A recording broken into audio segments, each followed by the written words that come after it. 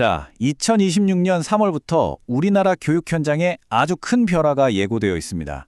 그런데 말이죠, 모두가 이 변화를 반기는 건 아닌 것 같아요.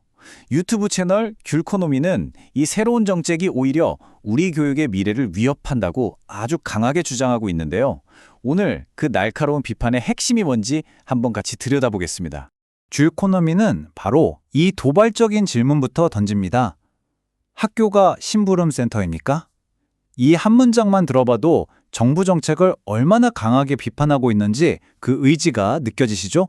논란의 중심에 있는 정책 바로 학생 맞춤 통합 지원입니다. 이름만 딱 들으면 어떠세요? 학생들의 학습, 복지, 건강까지 학교가 다 챙겨준다니 와, 이것보다 더 좋은 정책이 있을까 싶잖아요? 하지만 과연 그 속을 들여다 봐도 그럴까요? 하지만 귤코노미의 시선은 완전히 180도 다릅니다. 이 정책을 단순한 지원책이 아니라 국가의 미래를 거세하는 행위, 다시 말해 거의 재앙 수준으로 보고 있는 겁니다. 정말 강력한 비판이죠.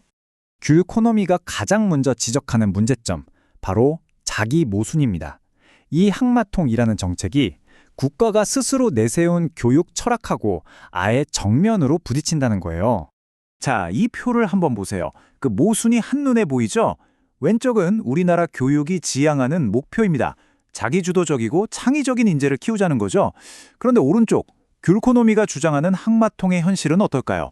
학생들을 스스로 생각하는 사람이 아니라 의존적인 존재로 만들고 교사들은 교육이 아니라 복지 행정에 내몰리게 된다는 겁니다. 완전히 정반대의 길을 가고 있다는 거죠. 자, 그리고 두 번째 비판은요, 교육 현장의 심장이라고 할 수 있는 바로 교사들을 향합니다. 이 정책이 아무런 대책도 없이 교사들을 갑자기 사회복지사로 만들어버리고 있다는 아주 날카로운 지적입니다. 귤코노미가 근거로 든 건요, 다름 아닌 정부의 공식 연수자료입니다. 여기에 나온 사례들을 보면 앞으로 교사들이 무슨 일까지 맡게 될지 좀 암울한 그림이 그려집니다. 아니, 이걸 좀 보세요. 정말 놀랍지 않으세요? 학생 아침밥 챙겨주는 것부터 시작해서 학부모 대출을 알아봐주고 심지어 태권도장 등록까지. 이게 그냥 우스갯소리가 아니라 실제로 교사들에게 요구될 수 있는 업무라는 겁니다. 우리가 생각하는 선생님의 역할과는 거리가 너무 멀죠.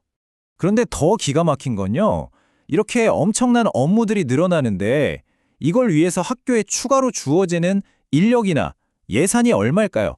네, 바로 0원입니다. 0. 귤코노미는 이 숫자 0이 바로 정부의 무책임함을 그대로 보여주는 증거라고 말하고 있습니다. 결국 귤코노미가 내리는 결론은 이겁니다. 교사들을 가르치는 일 대신에 끝도 없는 행정 업무에 늪에 빠뜨리는 것.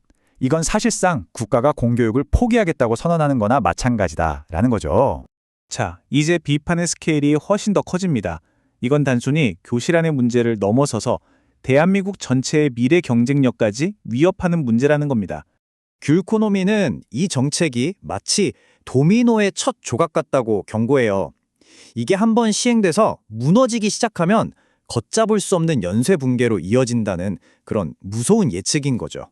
그 시나리오를 한번 따라가 볼까요? 먼저 학마통이 전국적으로 시행되면 과도한 업무에 지친 유능한 교사들이 학교를 떠나기 시작할 겁니다. 그럼 어떻게 될까요? 당연히 공교육의 질은 무너지겠죠. 그리고 그 끝은 결국 국가 경쟁력 상실이라는 최악의 결과로 이어진다는 주장입니다. 지금 전 세계는요, AI와 반도체 전쟁 중이라고 해도 과언이 아니잖아요?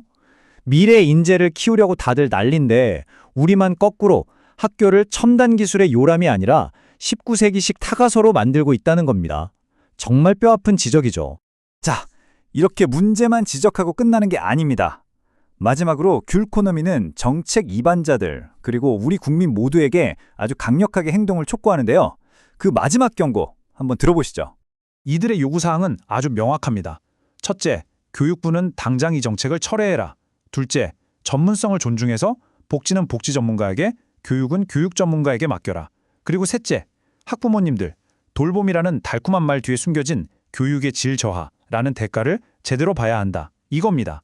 그래서 귤코노미는 우리 모두에게 이 마지막 질문을 던지는 겁니다. 돌봄이 교육 과정을 대체할 때 그 대가는 과연 누가 치르는가? 그들의 주장에 따르면 그 대가는 고스란히 우리 아이들과 이 나라의 미래가 치르게 될 거라는 거죠. 여러분은 어떻게 생각하시나요?